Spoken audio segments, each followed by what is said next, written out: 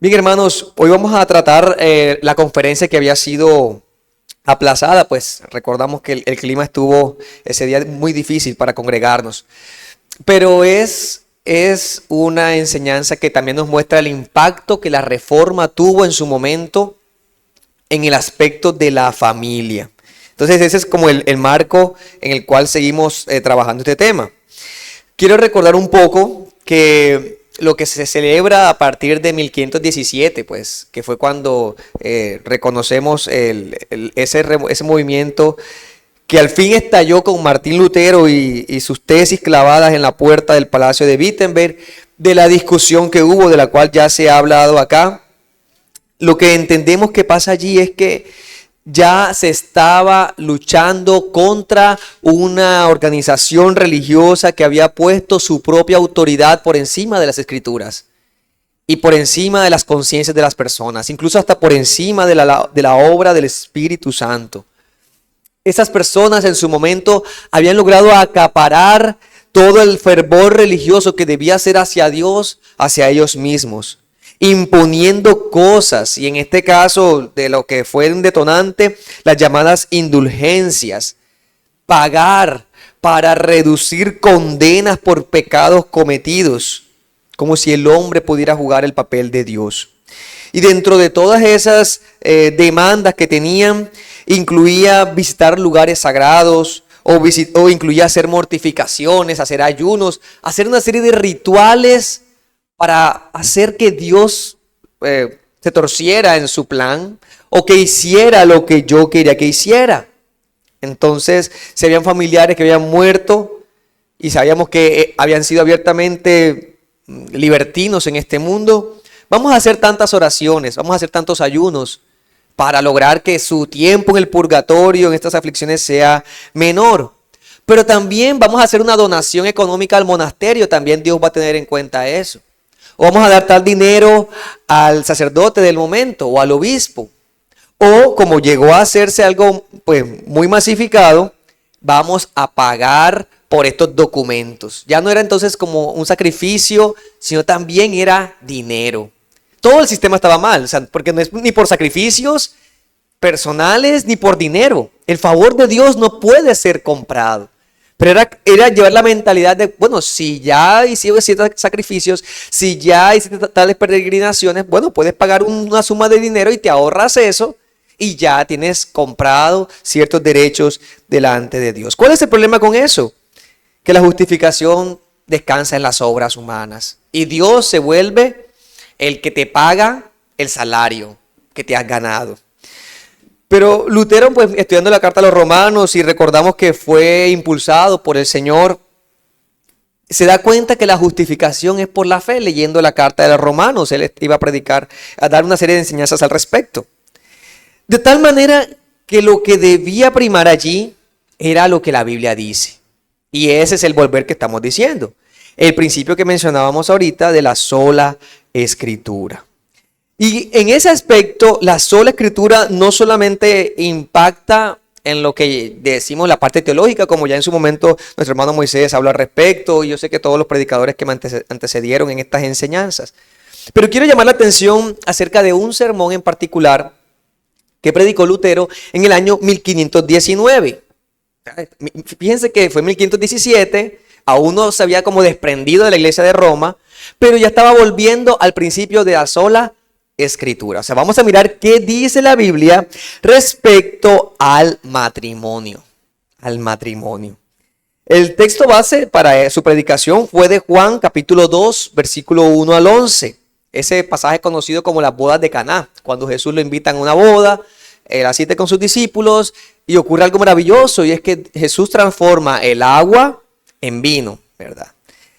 Pero allí Lutero empieza a hablar acerca del matrimonio y él lo llama un sermón sobre el estado del matrimonio, donde Lutero empieza a cuestionar la interpretación que la iglesia romana le había dado todos esos años.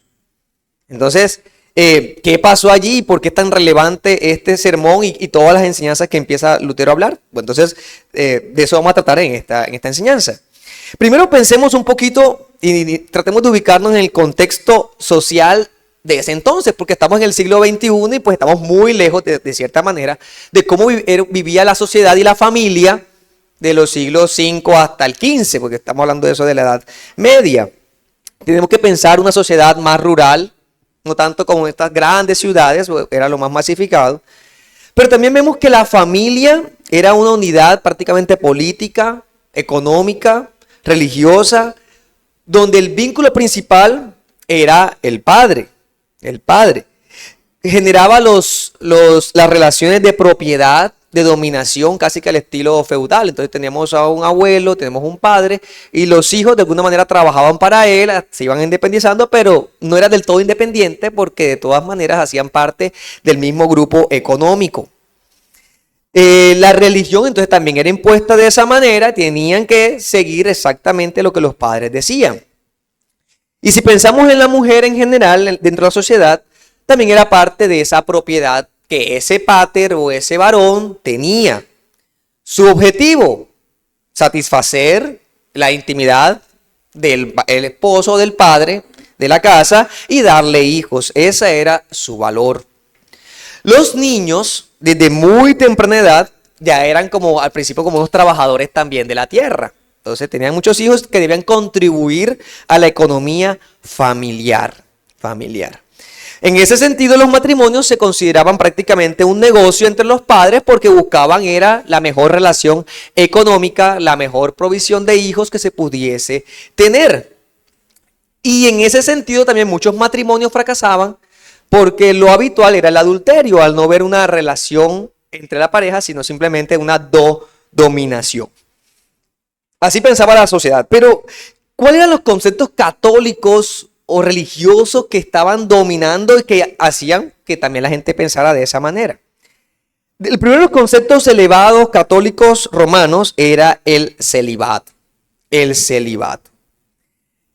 Basado en la idea monástica de los monasterios de la antigüedad, tomaron como base a los padres de la iglesia, especialmente Agustín y Jerónimo, donde ellos afirmaban que la vida en un monasterio apartado de la sociedad cultivaba una mayor espiritual que en un hogar casado, que en una familia. Entonces ya empezaron a separar.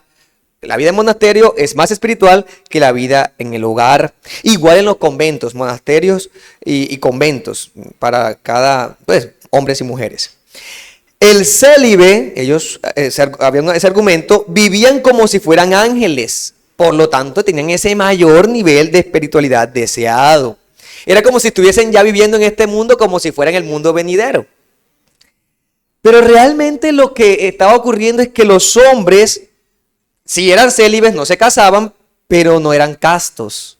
Entonces realmente por querer guardar cierto aspecto, daban rienda suelta a sus pasiones. En cuanto a la mujer, bueno, también se estimulaba que fueran a los conventos, porque ser una monja era la mayor dignidad en la época de la Edad Media. Era el único y más elevado camino para agradar a Dios. Que la santidad más elevada solamente era posible para los que se apartaban para la iglesia exclusivamente y no para los trabajos regulares o las vidas seculares que requiere una vida de casados. La verdadera vocación era ser sacerdote o ser monje o monja. Para agradar a Dios debían separarse del mundo haciendo votos de pureza, de castidad y la obediencia. Es más, se consideraba la virginidad como el paso seguro para ganar la salvación. Pues una monja se prepara para la consumación mística para su esposo espiritual, su esposo celestial. Incluso en la historia, algunas mujeres una vez oró al Señor pidiendo que matara a su esposo y a sus hijos para ella poder entregarse a Dios en el convento.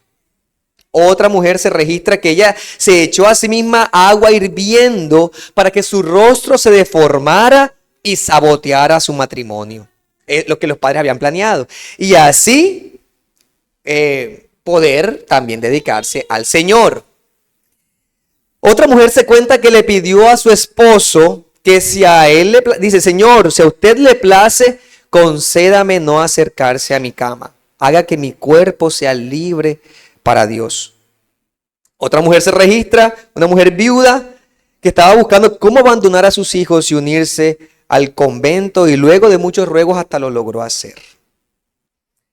Ahora, fíjense todas esas ideas con respecto al celibato que había para hombres y mujeres. Pero también había otro concepto específico acerca de la mujer dentro del romanismo. Y era la idea griega de la mujer, tomada de Platón, en el cual si un hombre en esta vida era inmoral, en la próxima vida reencarnaría en una mujer. Eso era lo que decían. O sea, que el hombre era muy superior y en la siguiente vida se iba degradando. Eso decían los griegos.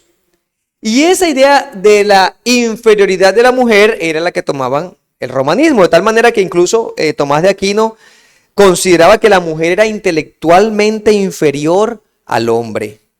Algunos escritores afirmaban que la mujer es mentirosa por naturaleza, es enemiga de la amistad, es un castigo inescapable, es un mal necesario, es una tentación natural, es una calamidad deseada, un peligro doméstico, un detrimento delicioso, un mal de la naturaleza. Eso decían escritores en esos momentos. Y si pensamos entonces en el matrimonio, ya a la mujer que estaba en un matrimonio, se le consideraba una esclava doméstica, sujeta completamente a su esposo, haciendo todos los labores de la casa, procurando que su esposo tuviese la comida antes de que su esposo llegara del trabajo, cumpliendo con todas sus exigencias y todas sus demandas. Incluso a su esposo le era permitido pegarle tanto como quisiera. Y si él cometía adulterio, la culpa era de ella, porque la mujer era la raíz de cualquier problema matrimonial y de inmoralidad sexual. Consideraban a las mujeres estúpidas, defectuosas y engañosas. Incluso cito también a otra referencia: si él te golpea echándote de tu casa por la puerta trasera, entonces regresa dócilmente por la puerta delantera. Esa era la concepción que había. Y otra de las concepciones que se manejaba era que el matrimonio era una vida para los menos santos. Para los menos santos. En la pirámide espiritual cristiana, en el piso más bajo podían estar los casados. Y en los más altos, los célibes. El Papa Siricius en el 385 después de Cristo, decretó que el matrimonio entonces era prohibido para todos los sacerdotes porque no era santo. Aunque no fue puesto en práctica sino siglos después, pero ya lo había decretado porque esa era la concepción que se estaba formando. En el siglo VII, el Papa Pelagio II había ya como renunciado a interferir en los matrimonios de los clérigos, puesto que se seguían casando. Lo único que les puso entonces, bueno, se siguen casando, pero que ni sus esposas ni sus hijos hereden propiedades de la iglesia.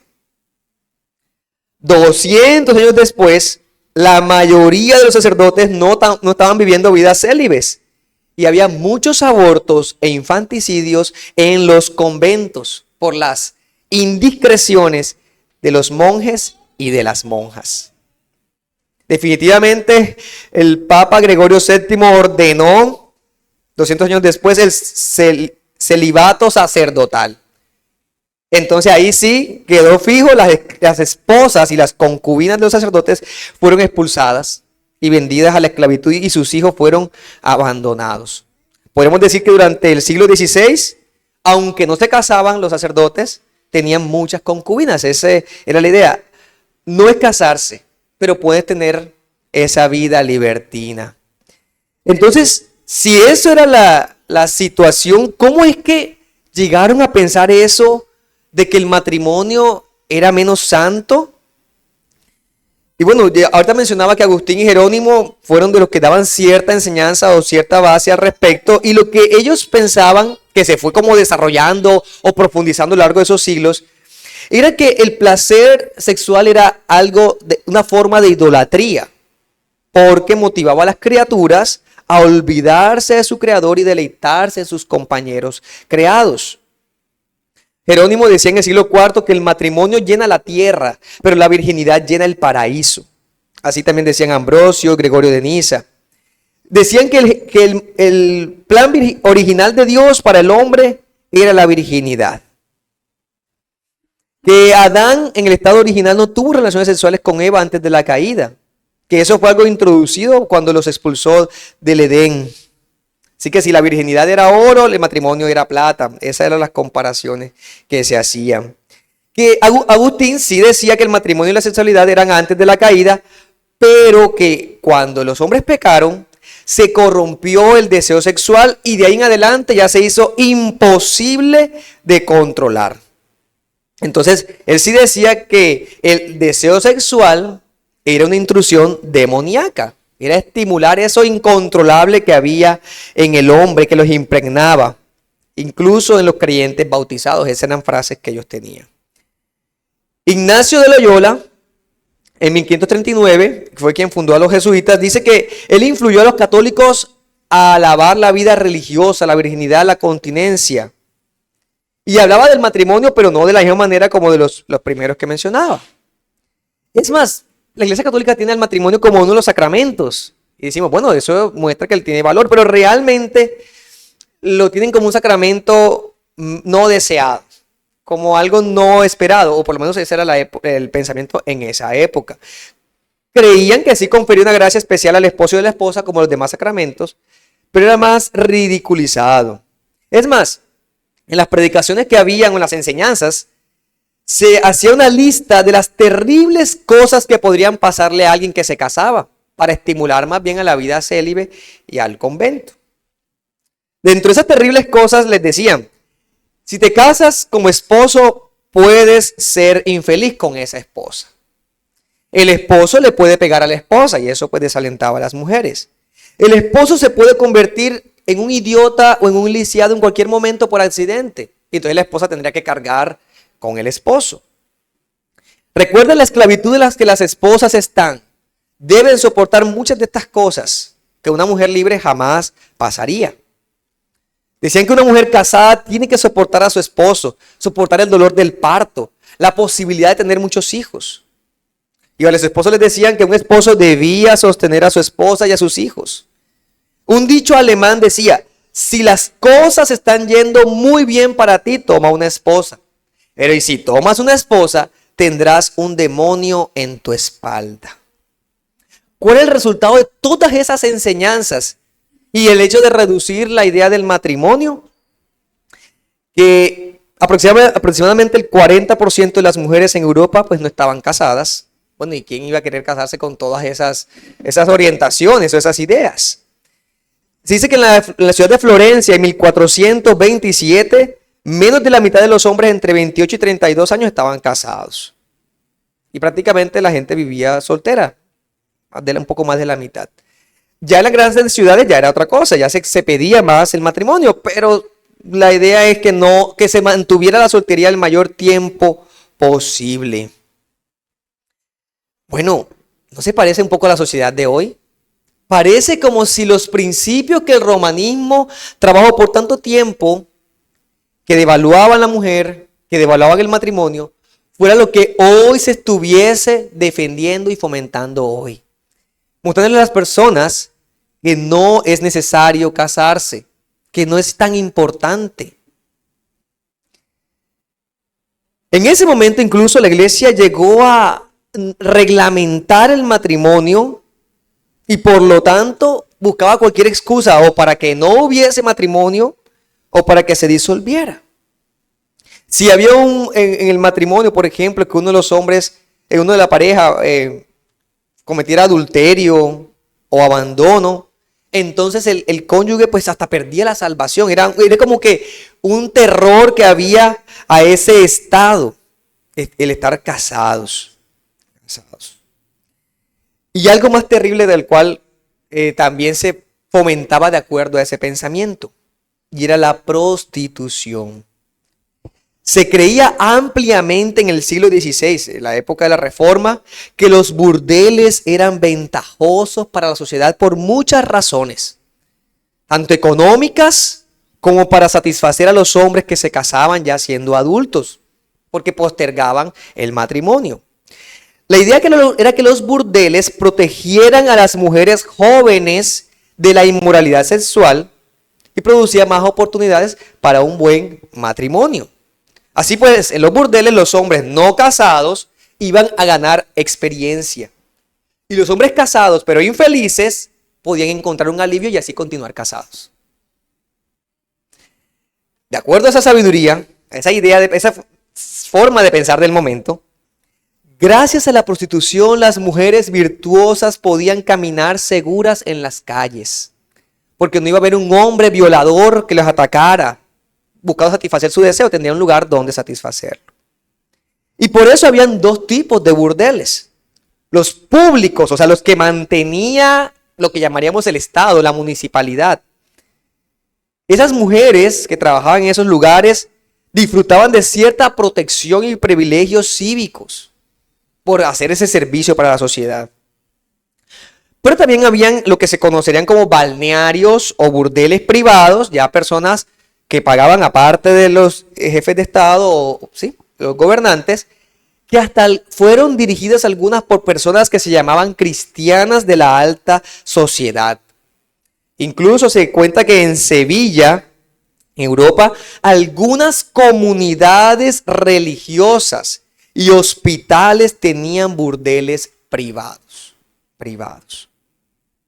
Y algunas prostitutas que ya retiradas eran las dueñas de esos burdeles. Ahora, las mujeres que estaban en esos lugares eran forzadas a esa prostitución. Hasta sus familiares las vendían a esos lugares. Y por eso que había un maltrato. Las prostitutas eran golpeadas, apuñaladas, violadas, agredidas de diversas formas. Hay un caso incluso documentado del siglo XV de una monja prostituta, donde el convento no sabía entonces a dónde llevar el dinero de su ganancia. Y la conclusión que dijeron fue, bueno, vamos a llevarlo al convento y a destinarlo para obras de caridad. Entonces, ¿qué hacían los sacerdotes? Visitaban esos burdeles, pero les cobraban impuestos, porque nuevamente el todo pecado, pues había algún dinero como compensación. Tal como hoy. Así como mencioné la degradación del pensamiento respecto al matrimonio, respecto a la vida de soltero. Y no es que una vida casta, una vida célibe, que es distinto. O una vida donde la fornicación y la inmoralidad es dejada al libertinaje de los hombres. Así estamos hoy igual. Hoy se fomenta más que nunca la inmoralidad, la fornicación masiva y la pornografía. ¿Y todo eso por qué? Porque la sociedad se ha desviado de la palabra del Señor, del verdadero sentido que trae el llegar a la Escritura y encontrar en ella la razón para nuestra vida. La razón acerca de la mujer, la razón acerca del matrimonio, de la castidad misma. Hoy más que nunca necesitamos, como cristianos, abrazar la palabra de Dios y encontrar en ella cuál es el propósito que Dios tiene para nosotros con respecto a todos estos elementos que he estado exponiendo. Y cómo alejarnos de la maldad y del pecado. Es en ese contexto, que nos va a servir para hoy, es en ese contexto que Lutero expone entonces Juan capítulo 2.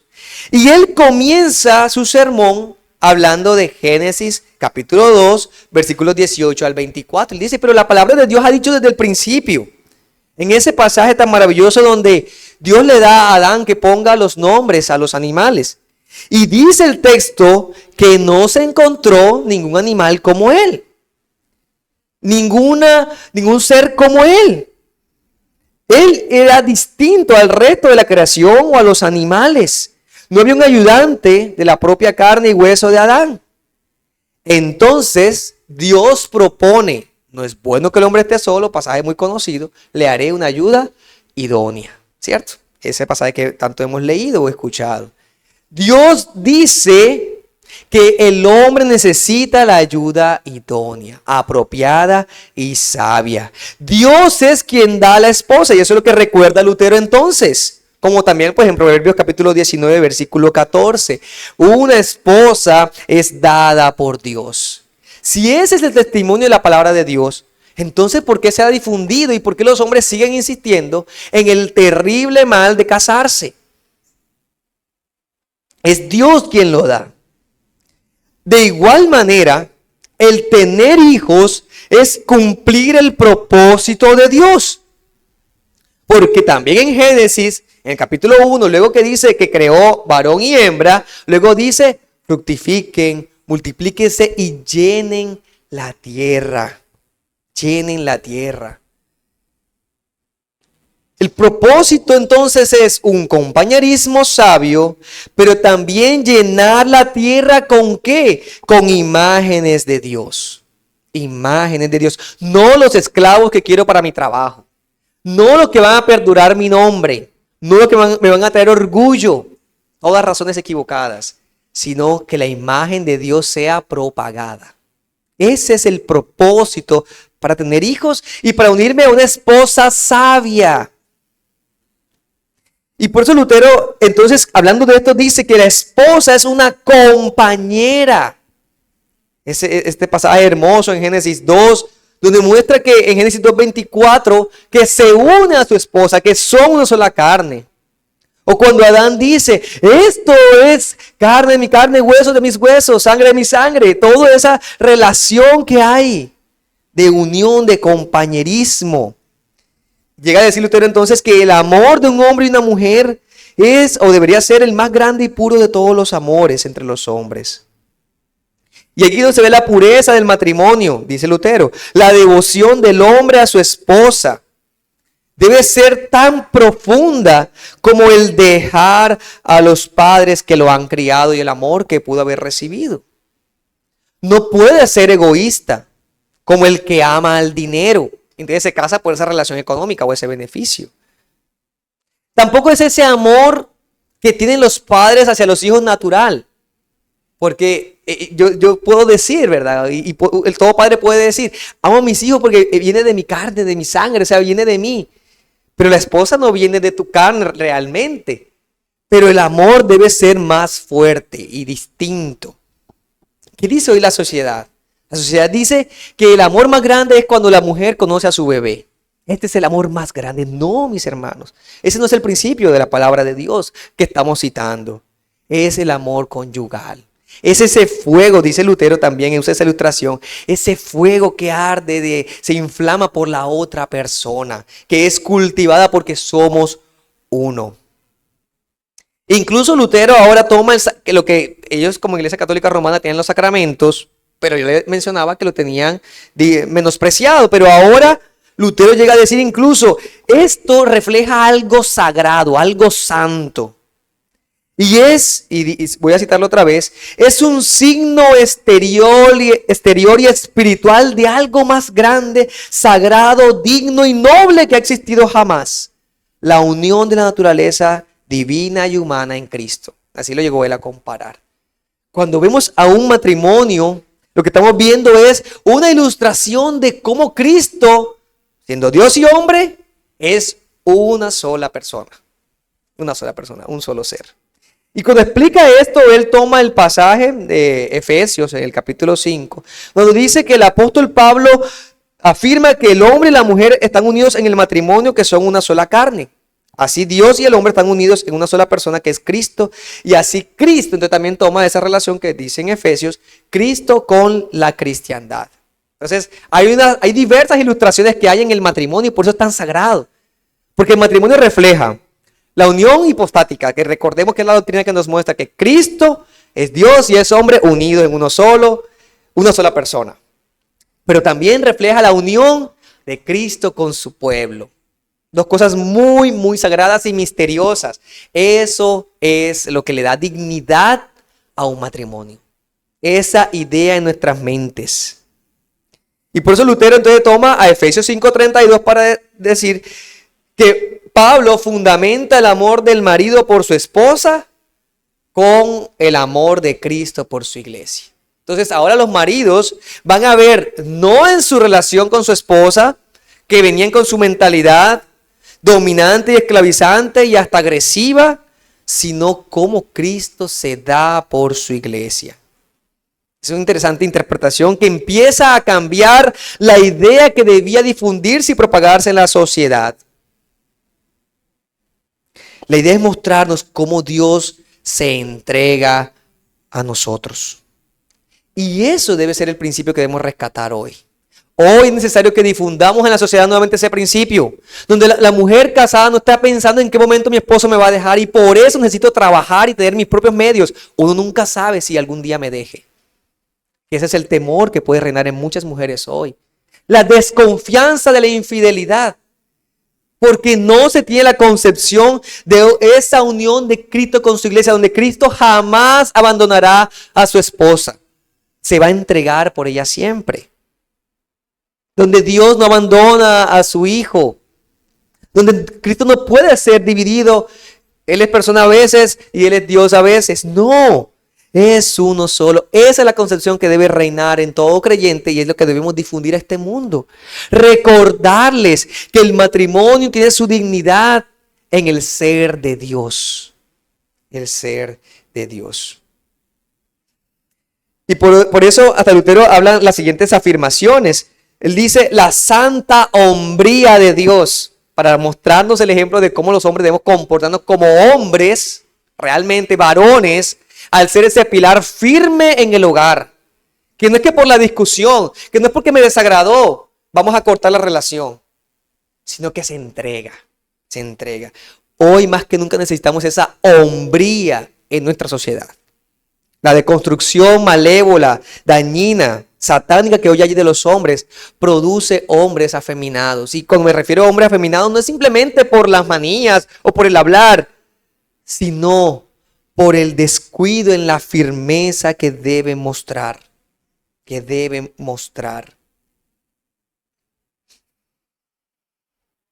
Lutero consideraba entonces que la intimidad, la relación íntima sexual, es ese medio especial de Dios para mostrar la mayor unión del esposo con la esposa. Así que incluso Calvino habla de que las relaciones íntimas no pueden ser con el único fin de la procreación, para tener hijos. También debe ser parte de la expresión de comunión y cercanía de la pareja. Algunos autores incluso llegan a definir, como Wilson en nuestros tiempos, que el matrimonio es una relación íntima, fundamentada, legalizada por un juramento, para mostrar esa intimidad de la pareja. Así que ahora el criterio de tener hijos, el criterio de la intimidad se maneja al interior de la pareja. En ese compañerismo, en esa sabiduría, en ese procurar tener esa relación cercana. El amor, en la educación, en el deberme el uno al otro. No tengo por qué buscar en otra persona lo que mi compañera me va a proveer. En el amor que nos manifestamos. De ahí entonces que la revolución familiar que ocurrió con esta reforma hace que la mujer ya también se tiene en cuenta, no simplemente como la esclava del hogar. Ya es la señora también de su casa junto con su señor el esposo. Ya ayuda y contribuye a la organización del hogar incluso. Se convierte también en educadora, maestra de los hijos. Una ayuda sabia para su esposo. O sea, ya no es una visión vertical como podríamos mencionarlo anteriormente, sino más horizontal. Y de ahí que si estudiamos mujeres de la reforma, mujeres en esos tiempos, ¿qué vemos? Un apoyo, una fuente firme también para sus esposos. Incluso para ayudar a promover la reforma. Ya la mujer no sería más una propiedad, ya tendría una relación en cierta igualdad de condiciones. La mujer incluso podría ya rechazar con quién casarse. Entonces los papás ya le preguntaban si estaría dispuesta, si te parece. O sea, ya habría una intención también de una comunión dispuesta para entrar en esa relación. En la reforma entonces se promueve esa perspectiva donde ya no es la mujer que tiene que contentarse o asumir lo que otros digan al respecto de ella. Ya podría haber una entrega recíproca. Y no malinterpreten el amor recíproco como el amor que vemos hoy, donde hay que buscar esa mentalidad romántica que vino posterior a esta época, a ver si gana todo lo que cumple mis expectativas. sino que estamos en la mentalidad de cómo dignifico, cómo honro a mi Señor con la relación en la cual voy a ingresar y pondré todo de mi parte para hacerlo, para hacerlo. Hoy, en nuestra cultura especialmente occidental, donde se ponen tantas trabas para casarse, tantas trabas, necesitamos hombres firmes que identifiquen su servicio al Señor y su llamado al matrimonio como una manera de honrar a Dios. Honrar a Dios. Y Lutero incluso decía que los hijos son un principal propósito dentro de esa unión. También era un propósito principal, importante. Porque los hijos entonces llevan a ser la extensión de ese amor hacia Dios y esa devoción hacia Dios que reflejarían sus padres. Lutero decía, no puede haber un trabajo mejor o algo más valioso para Dios que la cristiandad tomar a sus hijos para criarlos bien para el Señor. Ese es el trabajo más honroso. Porque lo que estamos haciendo es promover la idea de santidad desde el hogar. Recuerden la suposición medieval que la vida familiar era mucho menos santa que la del sacerdote o la de la monja en el convento. Ahora están diciendo no. Y estaba hablando del siglo de 1519. Lutero está diciendo no, en el hogar también hay una manera santa de vivir. Y hasta es más valiosa porque estamos criando hijos para el Señor, para Dios, en todo lo que hacen, en el trato con sus hermanos o en la mentalidad que van a tener de cómo van a relacionarse ahora, ya sea con su esposa o con su esposo. No van a ver más a su padre golpeando, violentando a su madre. Van a ver una relación distinta y van a poder comprender más lo que la palabra y la escritura dice al respecto de la belleza de la relación de Dios con su iglesia. Incluso Lutero decía que criar hijos en el Señor y educarlos en la fe es el camino más corto al cielo. Y él lo compara, cuando usa esa ilustración de camino más corto al cielo, con las peregrinaciones que hacían las personas para ir hasta Roma. Porque había algo difundido en la mentalidad de las personas. Vamos a hacer un peregrinaje a Roma pagando algún tipo de indulgencia, algún tipo de sacrificio. Entonces habían latigazos, de rodillas, y había toda una serie de cosas y prácticas para llegar al cielo. Y Lutero está diciendo, no, cuando tú estás en tu hogar, criando a tus hijos para que teman a Jehová, estás haciendo que sus almas conozcan al Dios verdadero y encuentren la salvación en Jesucristo. Ese es el camino más corto, no hay que hacer toda esa peregrinación. Empieza allí, empieza allí. Así que no pensemos que, bueno, pareciera como si Lutero está cambiando una forma de justicia por obra por otra. Bueno, ya no tienes que ir a hacer tu peregrinaje, ya ve, inscribe a tus hijos y ya con eso ganas el cielo. No ese es el sentido de hablar de cambiar el mérito de unas obras por otras. No. Lo que está diciendo es la fe, porque tú vas a inculcarle a tus hijos con tu vida práctica y piadosa la verdadera fe en Cristo por la cual son salvos. Para Roma, las indulgencias, las peregrinaciones y las misas era lo sagrado para trabajar ese camino al cielo. Para otros que se llamen cristianos hoy, puede decirle, pero usted es una mujer que se queda en casa, cría a sus hijos, los guarda bien, los educa bien, ese es su camino al cielo. No, de eso no estamos hablando. Lo que estamos diciendo es que una mujer que hace esto, un esposo que hace esto, están dándole a sus hijos todas las herramientas para que comprendan y conozcan el Evangelio de Jesucristo. Ellos solamente serán salvos por medio de la fe, pero será un lugar apropiado con todos los elementos dados por Dios para que esa fe pueda crecer. Será el lugar que el Espíritu Santo tenga como ese espacio donde sembramos y esperamos que crezca, y cuando va creciendo Dios lo ponemos en un lugar apropiado para que la plantica se desarrolle, ese vivero, ese jardín. El creyente va a enseñar a sus hijos a confiar en Cristo para la salvación y vivir al día siguiente en santidad por la fe en Dios. Y por eso es que entonces también se estimula a los padres, y Lutero habla entonces ya en su sermón, de también que sus padres sean sabios y disciplinen a sus hijos para la piedad, para el evangelio, en la disciplina. Él dice, ya no vas tú a disciplinar a tu hijo para descargar tu rabia y tu ira y mostrar tu autoritarismo del hogar, sino para alejar su necedad. Proverbios 23:14.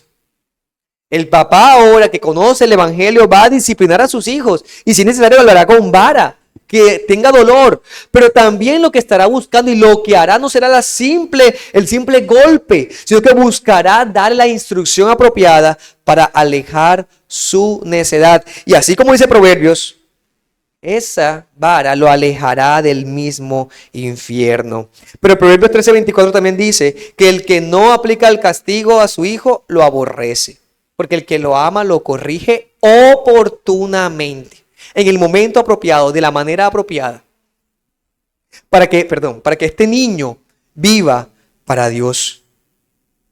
Disciplinarle en ese momento, entonces ya el concepto cambia. Es mostrarle tu preocupación para no dejarle ir por el camino del infierno. Dice que ahora Lutero en este aspecto es tener en mente el alma del niño cuando veo un pecado en él. Él llama que los niños son ese regalo de Dios, son tesoros eternos que los padres deben proteger para que el mundo, la carne y el diablo no roben sus almas. No somos simples supervisores los papás, somos guardianes de las joyas que Dios ha puesto a nuestro cuidado. Y dice que un día cada padre se presentará ante Dios y responderá por cómo ha cuidado lo que Dios le ha dado para la fe.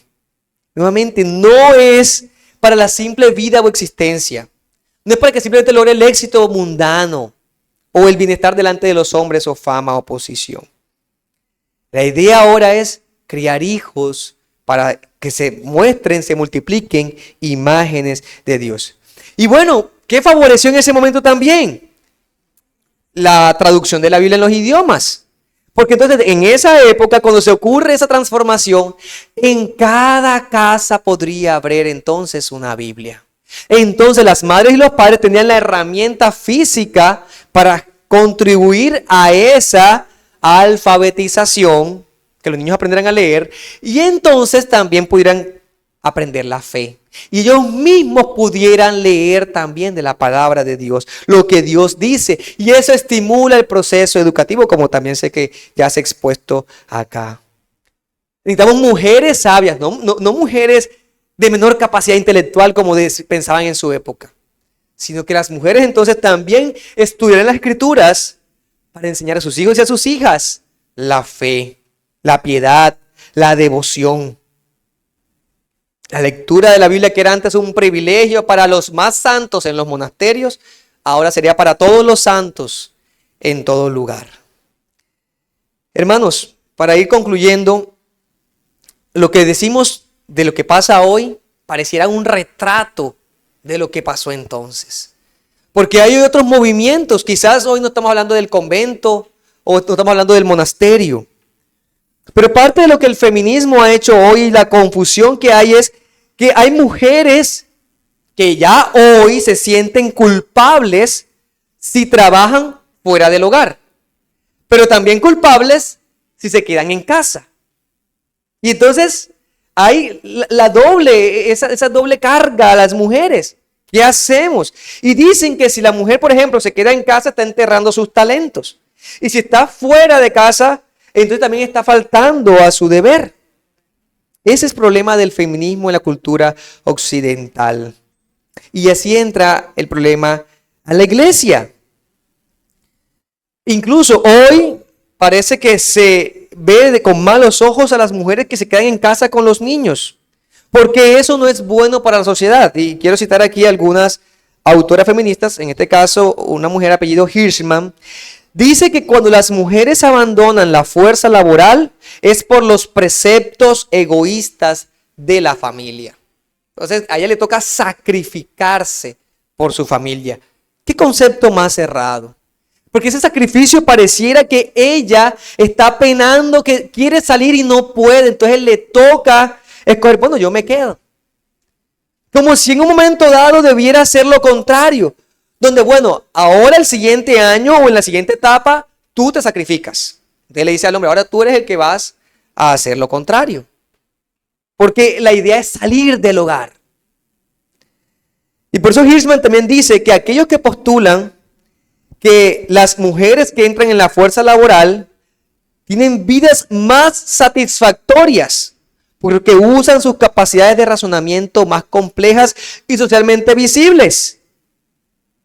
Que hay que buscar que la sociedad sea más representativa por las mujeres en todos los niveles de empleo y de poder. Como si ese es el propósito. Y por eso se insta a las mujeres cada vez más o a retrasar el matrimonio, a retrasar la maternidad o definitivamente no te cases. Pero no te cases viviendo una vida ampliamente libertina y promiscua. Porque cambiaron el rol del hombre con la mujer. Porque no entienden el diseño que Dios ha puesto tanto para el uno como para el otro. En la manera como el hombre y la mujer conciben la intimidad tan distinta. No comprenden eso porque no están mirando los principios bíblicos del uno y el otro. Quieren en ese aspecto igualar el diseño de Dios para el hombre con las mujeres. Con las mujeres. Una directora de Facebook en su momento, Sheryl Sandberg, decía que la sociedad no será igualitaria hasta que haya más mujeres en posiciones de poder en el gobierno y en las empresas. Necesitamos mujeres que estén allá para que puedan pensar como mujeres y dar la orientación como mujeres. Afirmaban que la mujer que se queda cuidando hijos no es diferente a esa madre animal que cuida a sus crías. Y que hacer tareas del hogar pues es lo que hacen los de menor rango en nuestra sociedad o los peor pagados de la sociedad. Esa es lo que estas mujeres promueven. Pero hermanos, nosotros no podemos pensar así. Definitivamente tenemos que volver a la Escritura. La mujer que se queda en el hogar y que está dispuesta a servir a su familia y a sus hijos no es la pobrecita de la sociedad. No puede ser la menospreciada de la sociedad. Tampoco puede autocompadecerse. Eso sería pecado delante del Señor. Porque estaría deshonrando lo que Dios le ha llamado a ser guardiana de su hogar. A ser ese apoyo sabio de su esposo. De hecho, el primer llamado que se nos hace al venir a Cristo es: niéguese a sí mismo, tome su cruz y sígame. No es solo el llamado para las mujeres pobrecitas a quedarse en casa y cuidar a sus hijos, los hijos que Dios le ha encomendado a ella, no al colegio, no a la niñera, no a la abuela, sino a la pareja, donde el hombre puede confiar en la educación y el cuidado que la mujer va a hacer para que él se dedique a traer lo necesario al hogar. Ahora, si por alguna circunstancia que Dios en su misericordia y providencia ha permitido que una mujer pierda a sus hijos, porque también vemos que eso pasó en tiempos de la Reforma, o mujeres que por diversas enfermedades de sus maridos tuvieron que salir adelante, y cuando digo salir adelante es tener el deber de traer la remuneración al hogar, ellas entendían que era el llamado del Señor en ese instante, cumplir eso. Pero no es el ideal del matrimonio cristiano. El principio de la palabra de Dios: hombres provean a sus hogares y mujeres coadministren con su esposo todas estas cosas. El hombre cierra su vida a las demás mujeres, a todo lo demás, y se entrega a su esposa con diligencia, con amor, con convicción. Y ella, la esposa, se entrega a su esposo y se somete voluntariamente. Porque este hombre ama al Señor y ella quiere mostrar su amor por Dios. Y cuando la pareja entonces unida y ven lo provechoso que es tener hijos para Dios, porque ven que esa es una manera de cumplir este llamado para traer imágenes de Dios a este mundo, lo hacen no para tener una extensión de sí mismos, sino una extensión de lo que es Dios y su reino. No es centrado en mí mismo para tener quien me aguante al final de mis días. No lo ven como una simple inversión. Lo ven como una manera de juntos formar estos seres para Dios. Y entonces cuando llegan estos hijos, ya no descuidan su relación. Porque el principio sigue siendo gozar de la comunión que Dios le ha dado. Juntos, para todo lo que Dios les ha dado por delante. Para todo lo que juntos tienen. No tiene sentido la separación en los matrimonios. No tiene sentido la distancia en los matrimonios. Por ningún motivo. El Señor nos llama a la unión. A la unión. No permitamos que la sociedad contemporánea marque la manera como nosotros vamos a vivir nuestras familias. Cómo vamos a vivir nuestros matrimonios o cómo vamos a criar a nuestros hijos. Realmente la vida santa se expresa en el hogar. En el hogar.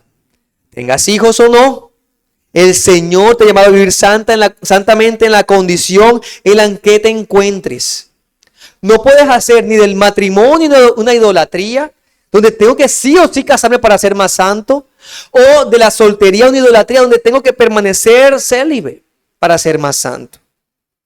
Ese no puede ser nuestro pensamiento como cristianos. Nuestro pensamiento es, sea en el llamado del matrimonio, sea en el llamado de la soltería, glorificaré a mi Señor y buscaré todas las maneras que tenga a mi disposición de servirle y de honrarle. El feminismo y el pensamiento de hoy nos llama que ese egoísmo realmente, que ese egoísmo de no querer sufrir, llaman ellos, no querer padecer de ningún sentido es una virtud.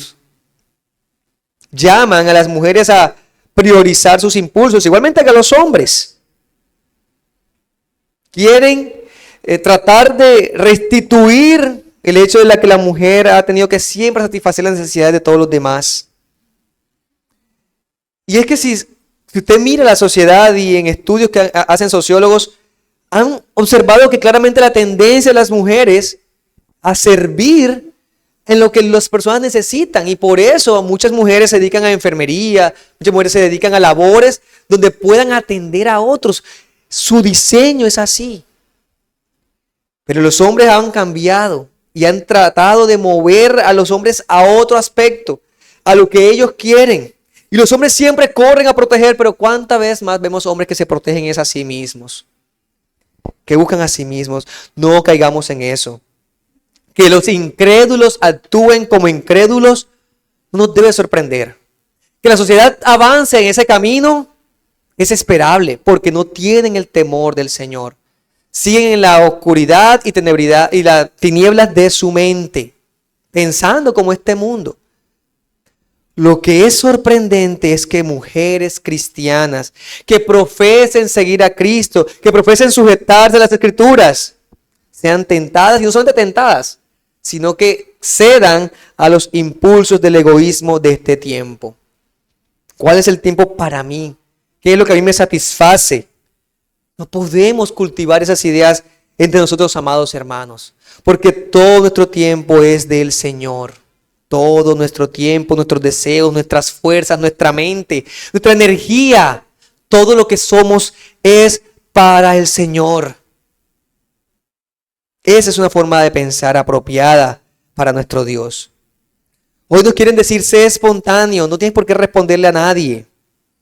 Eso es lo bueno de estar casado. Mira, no tienes que rendirle cuentas a nadie. Y empezamos a hablar de esa manera. O a veces nos reunimos y nos quejamos del llamado que Dios nos ha dado al estar casados. Pero hermanos, aunque nos sintamos tentados a caer en ese tipo de expresiones o pensamientos, y llegamos a esas circunstancias, recordamos el arrepentimiento y el perdón que tenemos en el Señor. Señor, perdóname por pensar de esa manera. Y dame la gracia de tu Espíritu para tener pensamientos apropiados, para tener conversaciones apropiadas, frases sabias. Dame gracia. Y por eso debemos orar tanto, ¿verdad? Porque son cosas con las cuales luchamos todos los días. Vivimos ya en una sociedad con ese pensamiento feminista esparcido. Y como somos hijos de ello, de esta sociedad, tenemos que renovar nuestros pensamientos. Todos los días seguir cultivando pensamientos santos. Y eso es lo que va a hacer que en tus conversaciones, amado hermano, amada hermana, con tus familiares incrédulos, que promueven esas ideas, tú nos vas a decir, sí, déjalo. No te entregues porque no seas boba. O el hombre, no seas bobo, no te entregues, ¿por qué te vas a entregar así? O a los niños que van creciendo, ¿para qué te vas a casar? Estás muy joven. Haz esto, haz aquello. Oh, no creamos eso, amados hermanos. Sigamos la palabra de Dios. Indaguemos más, escudriñemos más la sabiduría de Dios. Y así es como ocurre ese proceso de renovación. ¿Recordamos Romanos 12, 1 y 2? Cuando presentamos nuestros cuerpos en sacrificio vivo, santo, agradable a Dios, es un culto racional, inteligente, es la sabiduría de Dios. ¿Y eso qué hace? Transformaos por medio de la renovación de vuestro entendimiento. No se conformen a este siglo y comprueben la buena voluntad de Dios agradable y perfecta. Que eso sea lo que ocurra en esta reforma que seguimos hablando de cómo Dios sigue trabajando. Que eso sea lo que trabajemos todos los días, mis amados hermanos. Y eso también nos implica, y con esto pues ya voy a finalizar, es invitándoles a participar y a buscar diligentemente de todas aquellas instrucciones, libros, enseñanzas que la iglesia dirige con los pastores, con los momentos que tenemos para aprender de todos estos elementos como familia. El Señor nos ha dado momentos para crecer en ello. Hacemos talleres de pareja porque entendemos que necesitamos renovar nuestros pensamientos al respecto. Hacemos talleres de mujeres, hacemos talleres de hombres, pensando en que todos renovemos nuestros pensamientos. Necesitamos hacerlo para ser una iglesia viva, una iglesia que honra al Señor. Esa debe ser la intención de nuestro corazón, amados hermanos. No cargar a la iglesia y decir, hay otra reunión, otra. No, es como yo necesito crecer. Y no solamente voy a esperar que mis pastores me den esa orientación. También puedo decir, hermano pastor, ¿qué libro me recomienda? O hermano pastor, ¿qué puedo buscar? ¿Dónde encuentro más? ¿Qué puedo hacer para seguir creciendo? Porque me doy cuenta que necesito cambiar esa mentalidad. Gloria sea al Señor porque su iglesia, que se reformó en un momento dado, sigue reformándose y sigue creciendo conforme a la imagen de Dios. Oremos. Oh bendito Señor, sabio de los sabios, eterno, inmutable. Eres quien nos ha dado su palabra para que crezcamos por ella. Y tu Espíritu Santo de verdad que nos guía a toda la verdad. Reconocemos nuestras debilidades. Reconocemos que tenemos muchas concepciones erradas de este mundo y que necesitamos sujetar todos nuestros pensamientos a las Escrituras. Y es por eso, Señor, que te pedimos perdón por nuestra incredulidad, por nuestra falta de diligencia en este aspecto, por nuestro menosprecio a enseñanzas al respecto, pero también por nuestro descuido en nuestros deberes de oración, de estudio de la palabra, memorización, de vida, de iglesia, de comunión unos con otros. Y también por descuidar nuestras familias. Perdónanos, Señor, perdónanos.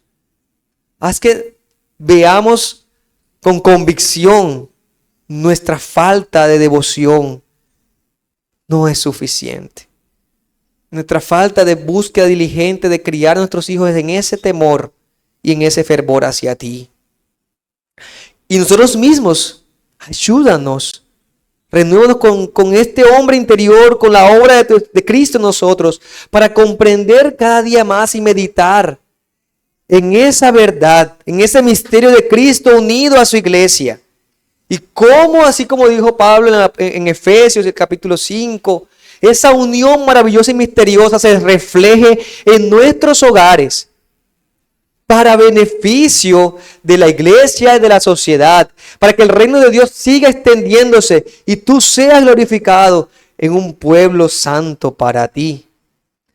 Ayúdanos a mostrar ese amor, esa piedad cristiana al respecto.